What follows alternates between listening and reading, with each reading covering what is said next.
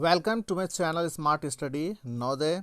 जैसा कि आपको पिछले वीडियो में बताया गया था कि जवाहर नवोदय विद्यालय क्या है, अब जो है उसकी तैयारी कैसे करनी है, सारी चीज़ों का वीडियो जो है वो मैंने बताया था। अब आज के वीडियो में मैं बताऊंगा आपको कि एग्ज़ाम का प्रोसेस क्या होता है और सिलेक्शन का प्रोसेस क्या होता है।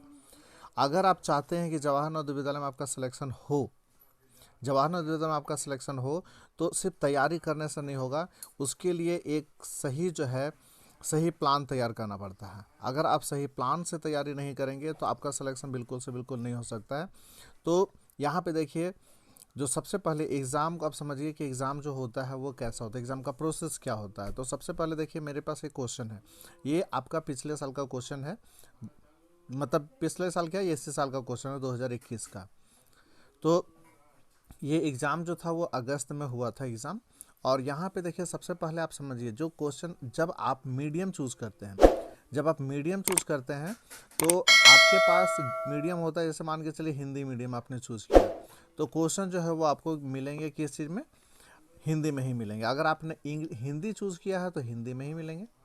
और अगर आप हिंदी चूज़ करते हैं तो यहाँ पे सारे क्वेश्चंस जो हैं, जितने भी क्वेश्चन होंगे इसमें आपको पूरे के पूरे हिंदी में ही सारी चीज़ें दिए हुए होंगे।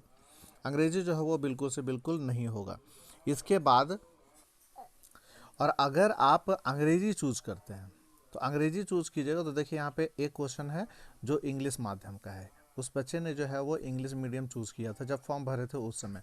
जब आप इंग्लिश मीडियम चूज़ कीजिएगा तो आपका सारा क्वेश्चन जो है वो अंग्रेजी में मिलेगा। देख रहे हैं आप, एक जो है वो आपका हिंदी में है, देखिए एक हिंदी में है और एक अंग्रेजी में, सारे चीज़ें लिखे हुए वही जो होंगे आपके, जो ये है बस मीडियम आपका अलग होगा। जैसे यहाँ पे आपको जो लिखा हुआ है ये आपका हिंदी में होगा और ये जो है वो अंग्रेजी में होगा। तो सबसे पहले आप इसे समझ सकते हैं। अब देखिए यहाँ पे हिंदी का जो प्रश्न है, यहाँ पे हिंदी का प्रश्न, समय आप देख लीजिए, समय में क्या है, 2 घंटे का समय है, अधिकतम जो है वो 100 अंक का होता है, ठीक है। और ये जो आपका परीक्षा जो होता है वो सिर्फ एक ही बार होगा। जैसे इसमें जो प्रोसेस क्या होता है ना, कि जैसे आप ये जो 2 घंटे का परीक्षा होता है 100 नंबर का, ये आप अगर आप एग्ज़ाम लिख लेते हैं और अगर आपके इसमें अच्छे अंक आ जाते हैं तो आपको ज़्यादा कुछ नहीं, सेकंड जो होता है कुछ किसी तरह का कोई इंटरव्यू वगैरह सब नहीं लिया जाता है, बस आपका डॉक्यूमेंट वेरिफिकेशन होता है।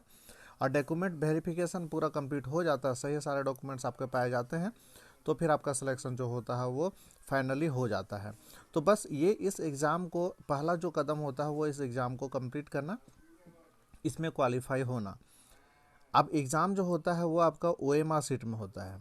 OMR शीट में क्या होता है, जैसे यहाँ पे देखिए एक एग्जांपल दिया हुआ है कि अगर मान के चलिए कि 37 नंबर का क्वेश्चन का आंसर ABCD, अगर 4 ऑप्शन दिया हुआ उसमें अगर C आ रहा है तो C को आपको इस तरह से काला करना है। आपको इसके लिए यूज़ करना है ब्लू पेन या फिर ब्लैक पेन। ज़्यादा अच्छा होता है कि आप ब्लैक पेन का ही प्रयोग करें, तो इस तरह से आपको पूरी तरह से डार्क कर देना है। तो ये OMR शीट में ही एग्ज़ाम होता है। टोटल प्रश्न जो होते हैं यहाँ पे, अब मैंने पहले भी बताया है कि जो प्रश्न होते हैं वो 80 होते हैं और नंबर टोटल कितने होते हैं, 100। मतलब एक जो प्रश्न होता है 1.25 मार्क्स का होता है, 1.25 नंबर का होता है। और तो ये हो गया आपका एग्ज़ाम का प्रोसेस। अब जैसे क्या क्या आता है, सारा चीज़ जो आपको लिखा हुआ है, आप बुक भी खरीद लीजिएगा तो बुक में आपको सारा चीज़ जो है वो पता चल जाएगा। और इसके बाद भी मैं वीडियो में बता दूंगा कि किस तरह से आपको जो है वो तैयारी करनी है, मैथ की तैयारी कैसे करनी है, मानसिकता की तैयारी कैसे करनी है और हिंदी की तैयारी कैसे करनी है। चैनल पर नए होंगे तो चैनल को सब्सक्राइब जरूर कर लीजिएगा, ताकि जब भी मैं वीडियो बनाऊँ तो आप तक सबसे पहले उसका नोटिफिकेशन पहुँच जाए। बहुत सारे वीडियो जो है वो आप आने वाले हैं, क्योंकि एग्ज़ाम जो है आपको पता है कि 30 अप्रैल को एग्ज़ाम जो है वो होने वाला है। तो अब क्या होता है कि जैसे ही आप एग्ज़ाम लिखे तो आ जाते हैं, उसके बाद इंतज़ार होता है रिजल्ट का। तो रिजल्ट में क्या होता है कि रिजल्ट में कम से कम 2 या 3 महीने का समय जो है वो लग जाता है, क्योंकि ऑल ओवर इंडिया से बच्चे जो है वो फॉर्म भरते हैं, एग्ज़ाम देते हैं। तो इतना बड़ा जो होता है वो कैंडिडेट की संख्या बहुत ज़्यादा होती है और सबका रिजल्ट एक ही बार आपको निकालना पड़ता है। जो समिति होती है एक ही बार रिजल्ट निकालती है, तो समय जो है वो 2 से 3 महीना जो है वो लग जाता है। तो रिजल्ट जैसे ही आपका ऑनलाइन जब जारी होता रहता है, अगर उस 80 स्टूडेंट में, आपको पता है कि हर जिला से 80 स्टूडेंट का ही सिलेक्शन होता है, अगर उस 80 स्टूडेंट में आप क्वालिफाई कर जाते हैं तो आपका सिलेक्शन जो है वो हो जाता है। लेकिन वो फाइनल सिलेक्शन नहीं होता है, आपको जब तक फाइनली आपका जो है डॉक्यूमेंट वेरिफिकेशन नहीं होता तब तक आपका सिलेक्शन नहीं होता है। कभी कभी डॉक्यूमेंट वेरिफिकेशन में भी बहुत ऐसे मतलब जाली उस तरह से मतलब पाए जाते हैं जो गलत होते हैं, या फिर किसी तरह का मतलब अगर मान के चलिए कोई दोबारा एग्ज़ाम लिख लिया, उसका डॉक्यूमेंट वेरिफिकेशन हुआ और फिर पाया गया कि वो दोबारा एग्ज़ाम लिखा है, तो ऐसे बच्चों का सिलेक्शन जो है वो नहीं होता है।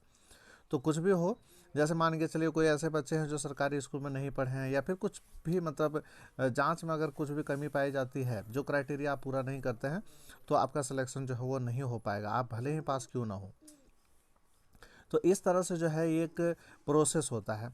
अब क्या होता है ना कि जैसे आप सिलेक्शन आपका हो जाता है, सिलेक्शन अगर होता है तो सिलेक्शन का जो प्रोसेस है, प्रोसेस में क्या होता है ना कि जो जवाहर नवोदय विद्यालय समिति है वो सिलेक्शन करती है। सिलेक्शन कैसे करती है? तो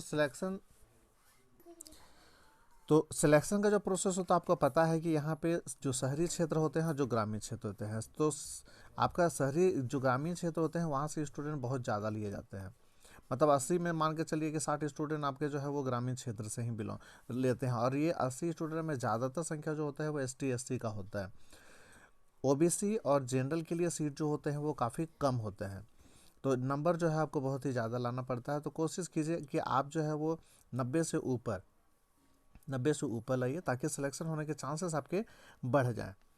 हालांकि देखिए होता क्या ना कभी कभी कि 90 से ऊपर लाने के बाद भी सिलेक्शन नहीं होता है, क्योंकि टोटल स्टूडेंट जो है वो 80 जो है उस समिति को सिलेक्शन करना है, और उसके बावजूद भी क्या होता है ना कि कुछ ऐसे स्टूडेंट होते हैं जी बहुत ज़्यादा नंबर ले आते हैं। अब 100 नंबर बहुत स्टूडेंट का आ गया, तो ऐसे में सिलेक्शन करना थोड़ा सा प्रॉब्लम होता है, तो बहुत मुश्किल होता है वैसे में छटाई करना।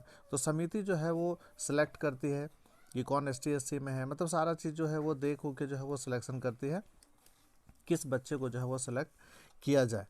तो ये सारा चीज़ जो होता है वो समिति पर निर्भर करता है कि किस तरह से सिलेक्शन किया जाए। तो ये सारा प्रोसेस होता है, लेकिन आप जो है वो अच्छी तरह से तैयारी करते रहिए।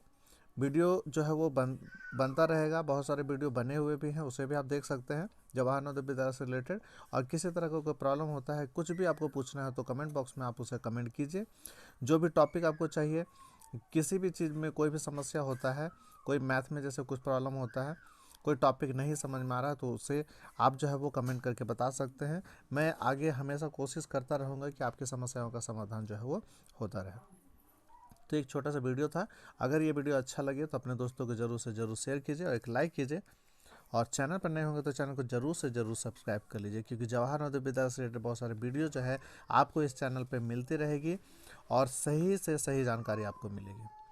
क्योंकि आपको पता है कि जवाहर नवोदय विद्यालय से मैं खुद निकला हुआ हूँ, और जब बहुत सारे बच्चे जो है हमारे हमारे हमारे थ्रू बहुत सारे बच्चे जो है वो सेलेक्ट होके चले भी गए हैं, पढ़ भी रहे हैं, और पढ़ के निकल भी चुके हैं। तो ये सारा चीज़ जो है वो अच्छा लगता है कि बहुत सारे बच्चे जो है वो निकल जाते हैं, और निकलने के बाद एक अच्छे अच्छे जगह में जो है वो पहुंच जाते हैं। तो चलिए ठीक है, आज के लिए बस इतना ही, मिलते हैं हम अगले वीडियो में।